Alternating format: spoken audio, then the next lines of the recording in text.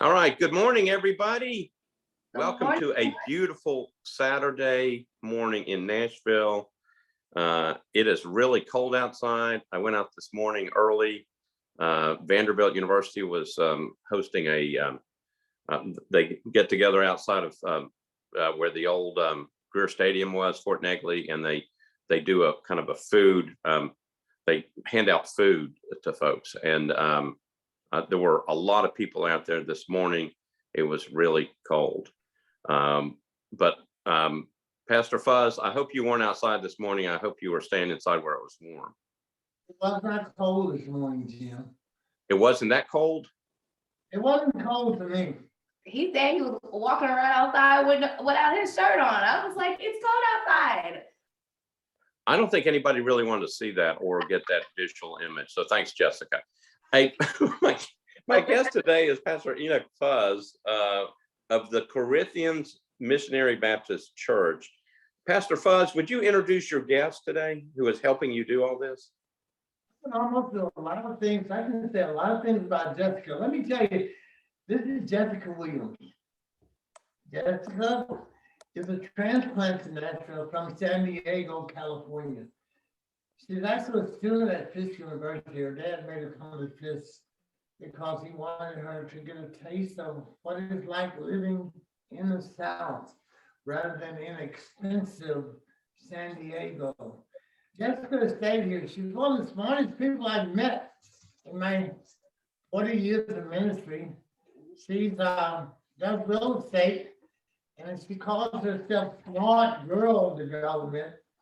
It used to be Smart Growth Development, but Smart Girl Development, because what I use it for is to help people with real estate questions. I get those all the time from church members and friends and people who are buying, and I have those problems all the time too.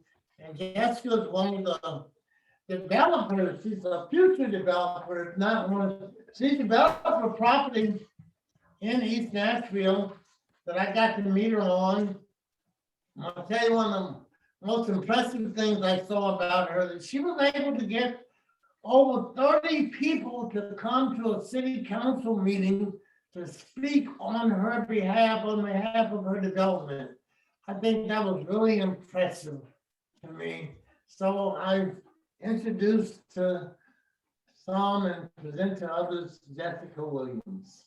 Jessica, thank you for being on and getting Pastor Fuzz all set up to be a part of this program. So Pastor Fuzz, we are ready to start with our program, but you also obviously have another visitor in the room. Would you introduce your visitor? Kylie. Well, this is Kylie. Can you get up here? Come on, Kylie. Kylie is Jessica's walking partner. Jessica will walk 5 miles on a weekend, on a Saturday. Yeah. Take Kylie with her. So that's impressive too. Look at that, Kylie. There we go. And she Meet likes Kylie, everybody. and she likes to walk over to Reverend Fuzz's house to say hi and pay him a visit. So Pay him a she hears visit. and gets excited. And she knows who I am. Okay, good. Well, everybody, good morning. Beautiful Saturday, first Saturday in November. It's cold outside, not according to Pastor Fuzz, but we welcome everybody. We've got a bunch of people on today. Chancellor Pat Moskal is on. Welcome, Chancellor Moskal. Judge Amanda McClendon is on. Good morning, Judge. Judge Cheryl Blackburn is on. Good morning, Judge Blackburn. And Councilmember Gloria Hauser is on. So good morning to everybody. We're really glad you're on. Today should be fun. I've been looking forward to this.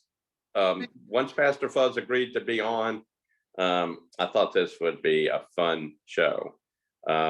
So Pastor Fuzz, Enoch Fuzz, pastor of the Corinthians Missionary Baptist Church, a friend to Nashville, a friend to so many people. Tell your Nashville viewing audience, those of you who don't really know Pastor Fuzz that well, tell us a little bit about yourself, and no lying. Okay, you have to tell the truth. All right. You know what? I'm from I'm from outside of Memphis, Tennessee. I came to Nashville in 1975. I'm from what's called Germantown. A lot of people know Germantown. I grew up in Germantown and Collierville. A lot of people know those two areas. So I always say about Nashville, that I'm a long ways from the cotton field. I came to Nashville to attend the American Baptist College after I was unceremoniously thrown out of Christian Brothers College in Memphis. Christian Brothers, a Catholic college in Memphis, because my first year in college, as a freshman, I became president of the Black Student Association. And my first order of business was holding a press conference on campus. And I accused the school of a lot of stuff that they didn't like. So I had to leave Christian Brothers, but I'm grateful because it led me to Nashville, to American Baptist College to study for the ministry. While I was at American Baptist College, I became a member of the Christian church, and after being senior pastor there in 1981, I became senior pastor at Corinthian Church. No, I became assistant in 81. I became senior pastor in 86. So I've been in Nashville long enough to call it my home, and I played football. My passion has been what people call social justice. I don't call it that. I don't know why they put these labels on things, but my passion is just kind of like helping people. I saw people in need. I saw people hungry. I saw people victims of racism. I saw people struggling with race relations and Black folk and white folk not getting along with one another. And I said, what is the problem with that? I'd say one of the most unique things that people will find about me is that I didn't have any Black friends until I came to Nashville. Outside of my family, everybody who I knew were the white people in Memphis and Germantown. But you know, the Germantown, where you go, Jessica? I'm letting them see you. You get back over here. Okay, fine. Yeah, that's just my right arm. So in Nashville, I've been doing lots of things called social justice, community organizing, I call it. I've been involved in, I guess, 100 different organizations, from Boy Scouts, Salvation Army, NAACP, one of my favorites. I was chair of the NAACP Health Committee for 10 years. And we had a good time with the health committee in the NAACP. Housing, affordable housing. I used to be one of the people when I was in school, I'd hang out with the civil rights icons, and I'm grateful to have known so many awesome people who are today in history books. And I got to say that I was able to walk with those people, to be with those people, to be in meetings with those people. I look up and see TV documentaries on civil rights, and I would say, I knew him, I was with him. So that's some of who I am, and my dedication has been to Corinthian Church the past 40 years. Those people there have been my supporters. One of the things I did in life, I was even chairman of Davidson County Rainbow Coalition, and the organization I was a part of became very successful, I think. Today I work for a group called, we call it One Nashville. And One Nashville came about because people were calling me every week, every day, about concerns they were having. And I said, you know what? These people need to be in the same room with one another. They're all having the same kinds of concerns, the same passions. They ought to be in the same room with one another. And so we began One Nashville every other Saturday, cut back on my time because people got to meet one another. And sure enough, they were doing some of the same things. They were meeting one another and getting connected. So One Nashville meets today. Right now, because of the pandemic, we're once a month, but we usually meet every other Saturday, twice a month. And it came out to be a real successful kind of venue, I think, where blacks and whites in a safe place where people can leave one another. So Pastor Fuzz, let me stop, because I've been to One Nashville many times. And I'm very appreciative of the fact that you did this, and it is a safe place for people to go. Tell us a little bit about, first of all, anybody's invited, right? Anybody can show up. I mean, Sure, that's right. Especially if you have an organization that's trying to do good in the city, you need to come, or business, or whatever you're doing that's about helping our city to move to a better place. Come on. Black, white, rich, and poor.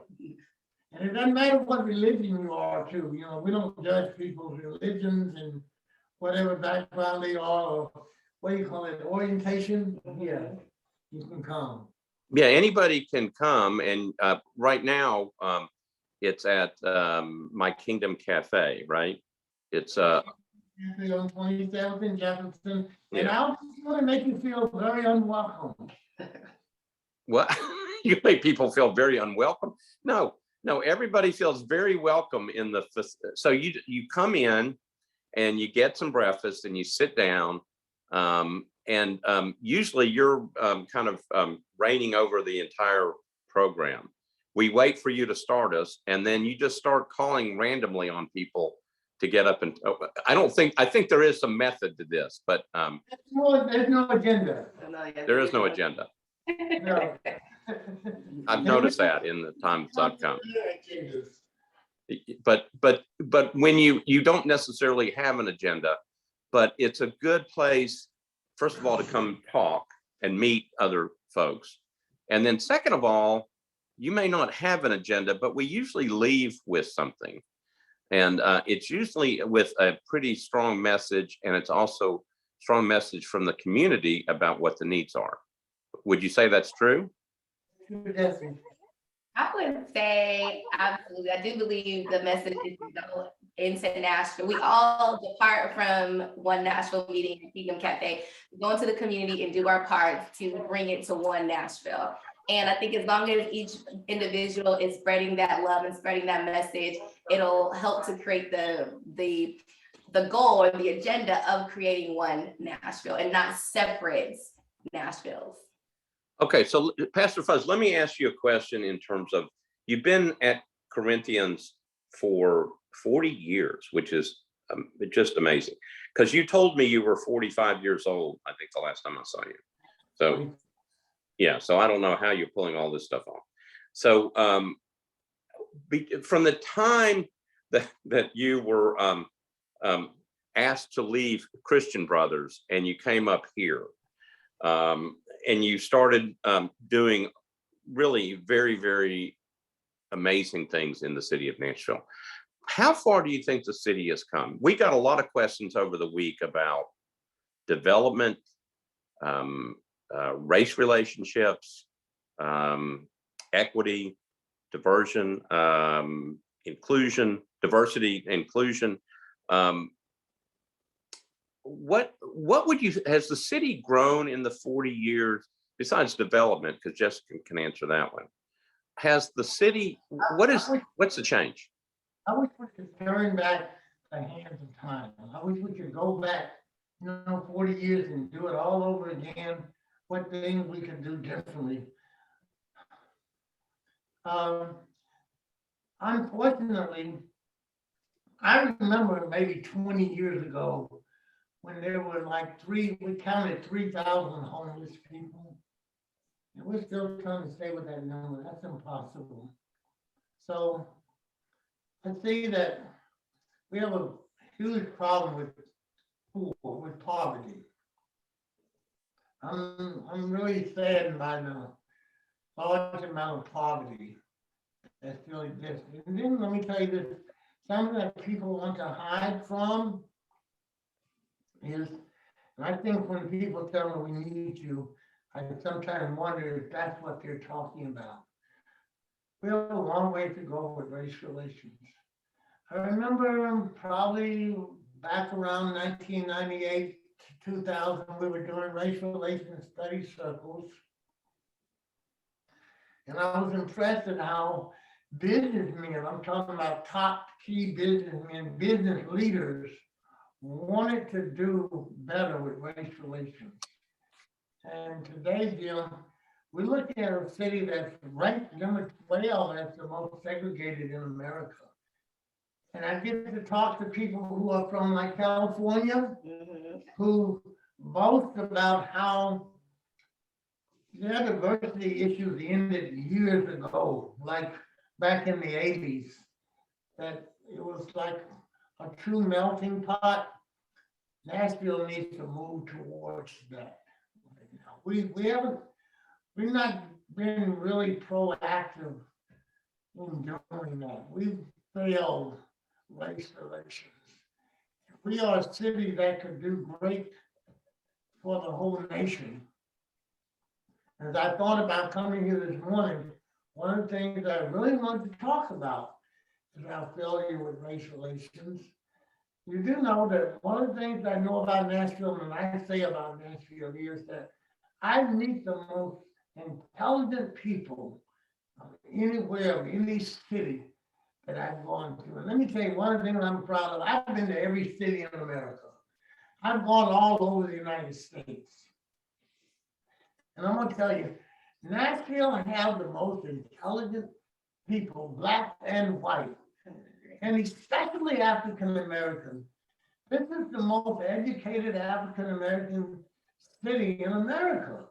Now, I'm gonna say there's Washington, D.C. and Atlanta, but that's per capita. Let me do it per capita.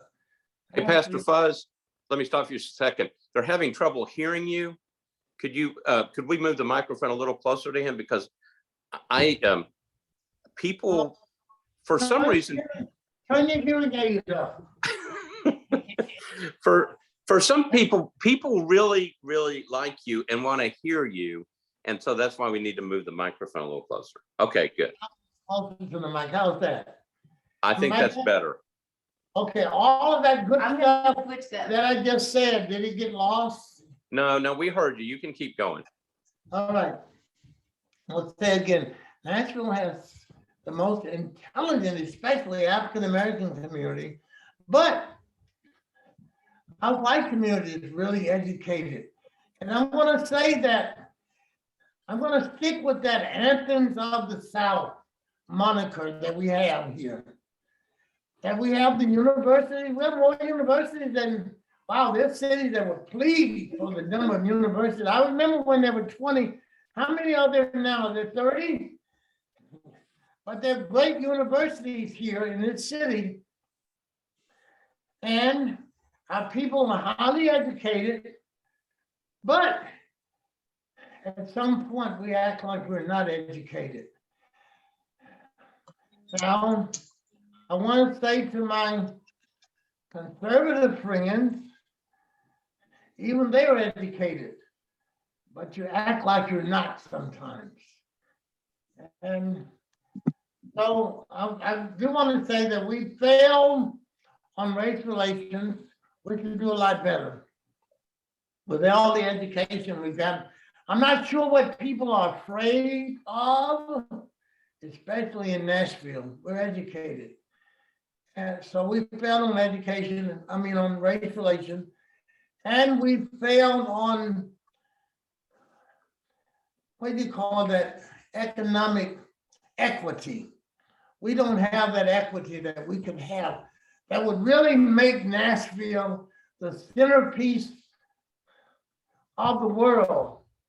It looks like that we want to be proud of being a saloon city where we're inviting people to be drunk.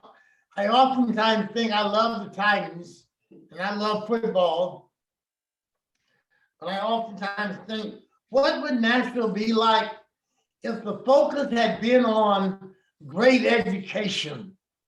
If our focus had been on becoming the health care capital of the world, if our focus had been on medical science rather than on, like we have it right now, on athletics. And again, I love football. I love to watch football all by myself. But what if the focus has been on academic rather than on getting a Major League Baseball team or Major League Soccer or Major League, we want to get a basketball team here. What if our focus has been on academics and science rather than on those things? So when I think about going back in time, those are some things I would promote. Okay, so so let me ask you this. Obviously, people do come to you and are interested in your thoughts, your knowledge of the city, your connections to the city. If you were if you were mayor for a month, okay, if you were mayor for a month, knowing all the stuff that you have seen over the last 40 years at Corinthians and what you've seen in Nashville, and having just told us what your concerns are with the city, and obviously everybody would always love to go back, and go back 40 years knowing what they know now and fix things. But if you became mayor of the city today for a month, what would you do? If you had that power, what would you do to try to get the city corrected? Well, I would definitely turn some attention to our school system, okay? Okay. I think that could be fixed. And I do think it's broken. I can't say that it's the leaders of the school system because it's been broken with all the leaders that we've had here. So we need to fix our school system. I do think the number one, and that's the root cause of many of our problems, is our poor race relations. I do think that's at the root of a lot of the problems all over America. So I would put some emphasis on diversity training, on blacks and whites working together and getting to know one another. There's a difference in getting to know people on television, seeing people on TV, than when you get to meet them face to face and flesh to flesh. So I would require people to meet face to face and flesh to flesh. And I just think that a big problem we have in our city stems from poor race relations. People can't see that. They can't understand that. You got to really get involved or research what some of the things that's come out of this, like segregated schools, like up north, the only private schools you'd probably have would be Catholic land for the most part. Down south, most of our churches have private schools. And the reason those private schools came about was because of integration of public schools or desegregation of public schools. And the reason that you can know that's why they came about is because they came about when the schools were ordered to be desegregated or integrated. That's when these private schools came about. And so we should stop sticking our heads in the sand over race relations. It's not difficult, people. People are good folk and they're bad folk, black and white. There's crime everywhere. And when you talk about black on black crime, crimes are white on white, okay? So when you don't talk about that black folk killing black folk, white folk kill white folk. That's just how it happens. I don't know what's going on with that necessarily, get into it, but that's some things I would do is improve public education. I would make it aware people who sending their kids to private schools would just beg to send their kids to our public schools. And our public schools have got to be more inviting to everybody. And then white people have got to start feeling bad about poor race relations, especially the churches. I mean, can you imagine that our churches are segregated? I mean, these people who are going to heaven, churches are segregated. And one of the first things I did when I became pastor at Corinthian, it wasn't that I was trying to integrate my church, but we would have a race relations Sunday. And boy, that was one of the most difficult things that I did as our pastor, was to try to get a white Christian church to come and fellowship with our black church. Two churches would come, but when they came, it was just the pastor and maybe 3 or 4 members. Now, let me tell you what happened. It was one year that there was a Southern Baptist church that had agreed to come fellowship with us on Race Relations Sunday. And it was a big Southern Baptist church here in our city. I was so excited. It was the year that the color flyers came out, that you were able to print a color flyer. And I made color flyers in red, black, and green. And I took the flyers to that church, and when I dropped them off, they told me, "We're sorry, Reverend, but we found out that we have a conflict and we can't come on that day." And when I got back to my church, very disappointed, the phone rang before cell phones. The phone rang, and it was the pastor of the First Unitarian Universalist Church. She had just came, her name was Jane. It was her first year there, her first month, and she said, "Reverend, I'm looking at my calendar, and are we supposed to be at your church next month? I'm so sorry. I just got to be here as the pastor." And I said, "Yes, ma'am, you're supposed to be there. Your choir's supposed to sing, and you're supposed to deliver the sermon." The First Unitarian Universalist Church came on Martin Luther King Sunday. They brought 100 people with them. Their choir sang, an all-white choir. They sang "Freedom Over Me." Before I be a slave, I'll be sleeping on my grave. I always just remember, and I told them, I said, "You can't sing that song anymore. You've never been a slave." That's an insult. But that service went on for 20 years between my church and that Unitarian church. And people would complain to me saying, "Well, Reverend, those people are not Christians. And how are you fellowshipping with them, your Christian church?"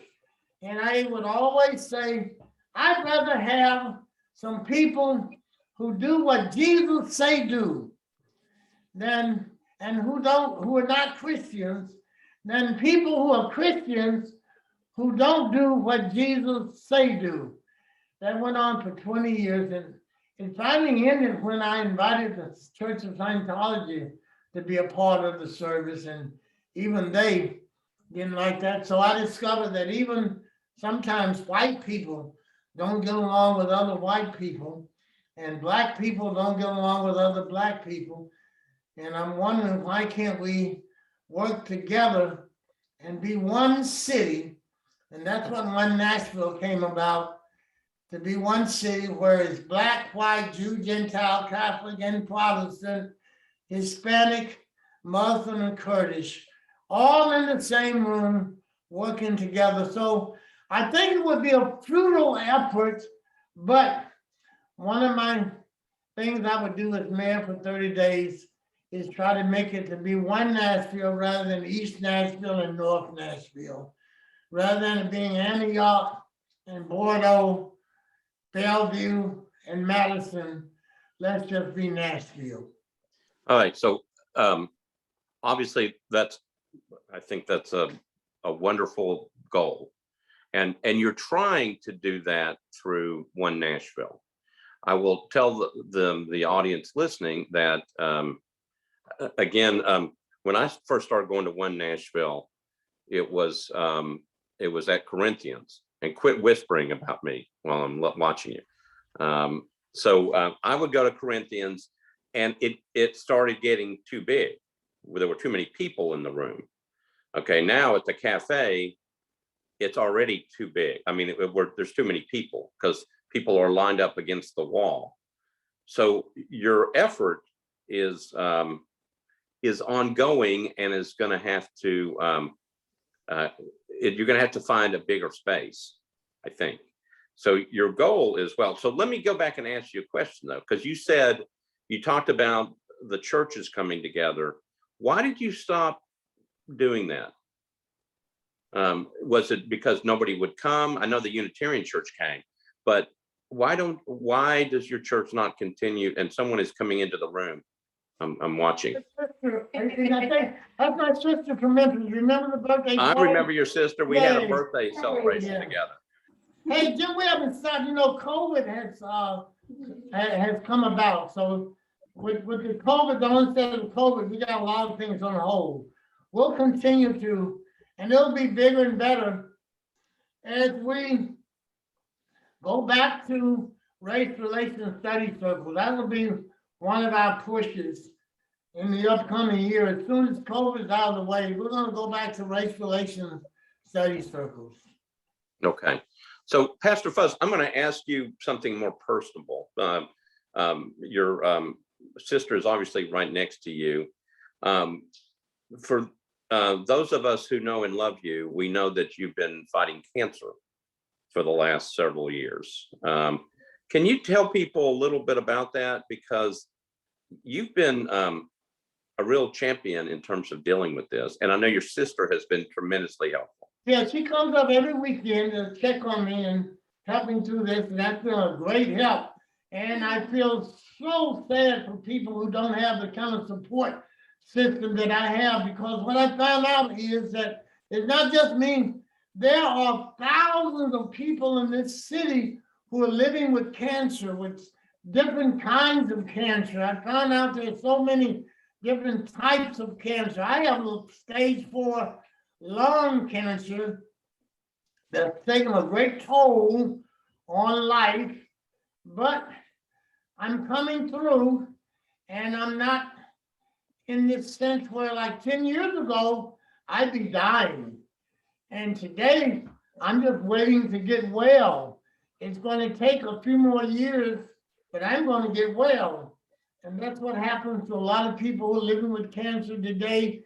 Medical science has improved so greatly that people do recover from a lot of kinds of cancer that just 10 years ago would have taken their lives. This cancer is no joke. It's really hard. I mean, I can tell that I'm a very sick person.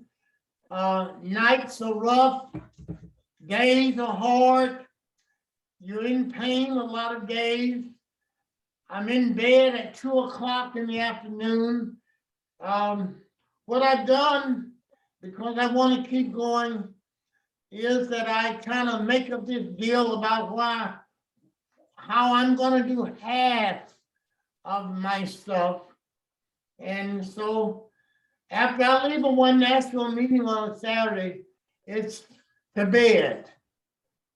And so that's very difficult, but I have the joy of knowing that one day, in a couple more years, I'm going to be back to my old self, and probably better than I've ever been. I've got that kind of thing to look forward to, that I'll be better than I've ever been, because when you got cancer, you do all these healthy eating regimens and all this good taking care of yourself.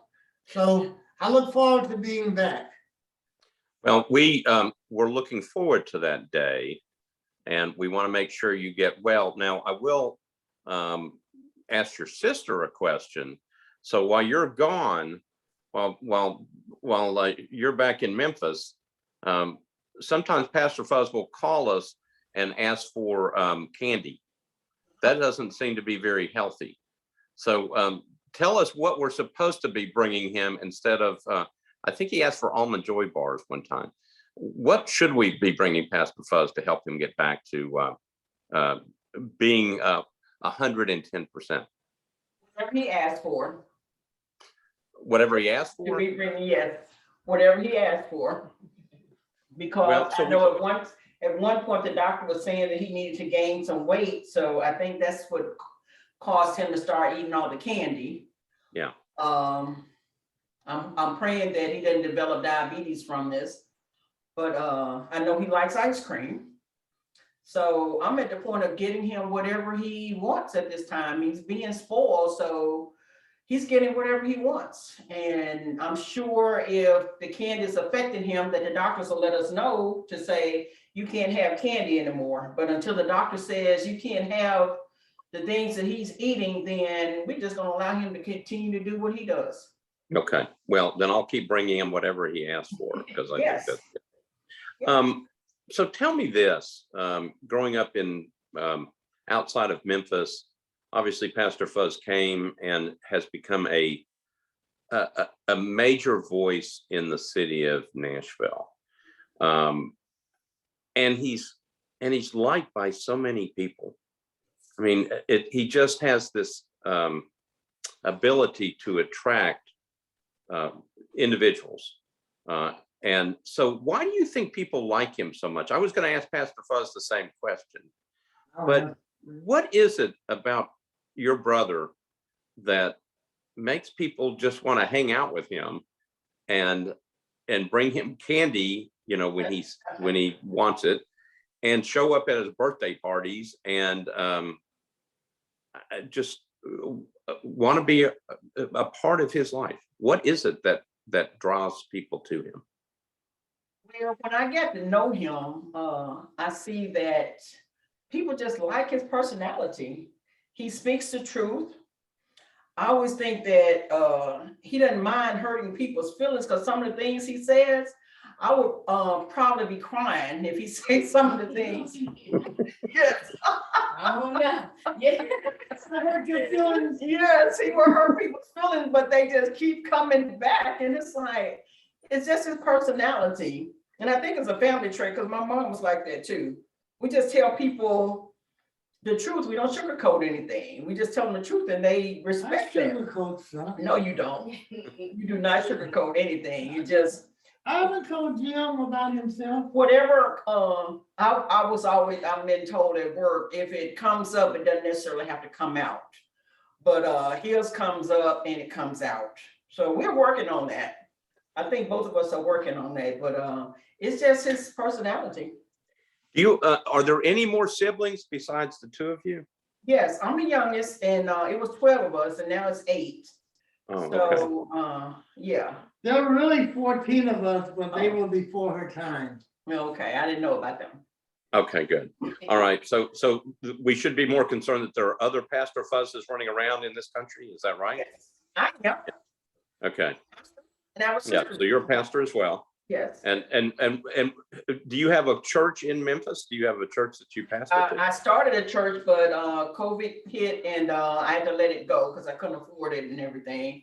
But I'm getting to the point of starting it back up, and it's going to be a youth church. Very good. I'm gonna have a church for young people. All right. So let me ask you a couple of questions through Pastor Fuzz, because he has a very big night tonight, is my understanding, and I want him to get some rest. And so we're going to let him go and go back and get some sleep, because I'm going to see him tonight. Okay. Do you know what is happening tonight that you can tell the audience? So, or if you don't know, Pastor Fuzz, I'm sure probably knows, but he's getting something tonight. Yeah. Listen, all I know is this is the NAACP Freedom Fund Banquet. And they're honoring some people who've done long years of community service in Nashville. I know that Reverend James Thomas is one of them from Jefferson Street Baptist Church, and I'm one of them. And that's basically what I know. Brenda Gilmore is the chairman, Senator Brenda Gilmore is the chairman of the Freedom Fund Banquet. And other than that, all I know is that Senator Gilmore told me to dress nice. And Hello, Carl Applet, and some of the what Nashville attendees and all the judges that are online. I would be amiss not to say good morning to you. Do you, so I will be there tonight. Do you Yay. want us, when you receive your award, do you want us to scream? Do you want us a standing ovation? What would you like? I'd like a almond mounds, if you don't mind.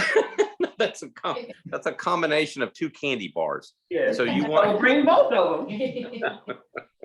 all right, so Pastor Fuzz, we just have a few minutes left. Let me ask you the same question that I asked your sister. And that is, people that know you have a tremendous amount of respect for you. And you're honest with people, you're honest with me. When you say things to me that I don't necessarily like, it just kind of, it sinks, it goes in, but it kind of, but I also know it's you. So I understand it. Why do you think after 40 years of taking care of people at Corinthians, that people still adore you? And let me tell you, Jim, let me answer. Number one, there are hundreds and hundreds of people who do not like me, okay? There are lots of folks that don't like me, right? Now, number two, the reason people may be drawn is because I've always been a person who helped people do what they were trying to do with no strings attached. If I hear somebody trying to do something, I would always just automatically get involved in helping them to do what they were trying to do. And after 40, 50 years of you doing that, you'll have some people who remember that you helped them, and you'll have those people who just didn't like you for whatever reason. But I think it's because I've always tried to help somebody while we walked along the way with whatever they were trying to do. Even if I didn't agree with it, I just helped them to do it. You know, there are lots of stuff I didn't agree with you doing it, but I helped you do it. well, I understand that. I think, and I think maybe that's, in some ways, that's the best that we can all do. Yeah. Is you do the best you can, but you help people along the way. And I you think that's accept what you people for whatever they are, you accept them. There are a lot of people who nobody accepts them. I accept everybody. And just, you're welcome. No matter what comes up out of my mouth, at the end of the day, they know that I'll hug them and care about them. Yeah. Okay, so Pastor Fuzz, we're going to end with allowing you to tell one story about me that you did to me, that you invited me to a church. And then do you want to tell the audience what you made me do?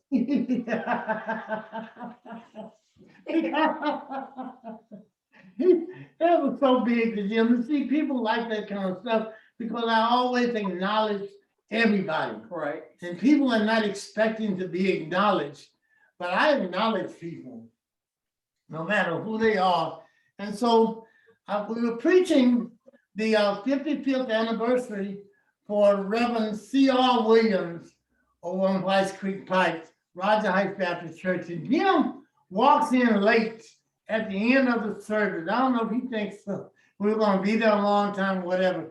But he walks in, and I said, oh, the vice mayor is here, and we would like for him to give the benediction, the benediction prayer. And boy, you should have seen him. He didn't turn blue, he turned okay, that's got to be what you're talking about. But I admire how you preside over the city council meetings, and this city is fortunate to have you as the vice mayor. And I look forward to seeing you tonight. And thank you for being such an important part of One Nashville, presiding over those meetings also, and helping people lead our discussions. You got a gift, man. Well, Pastor Fuzz, you have a gift. Thank you all, your sister, Jessica. Yeah, for- Jessica, thank you, for Jessica. getting this show together. Everybody's together. Pastor Fuzz, what I can say on behalf of just myself and my family, because you've met some of them, is that we respect you, we love you, we want you to feel better soon. I applaud your courage as you go through this.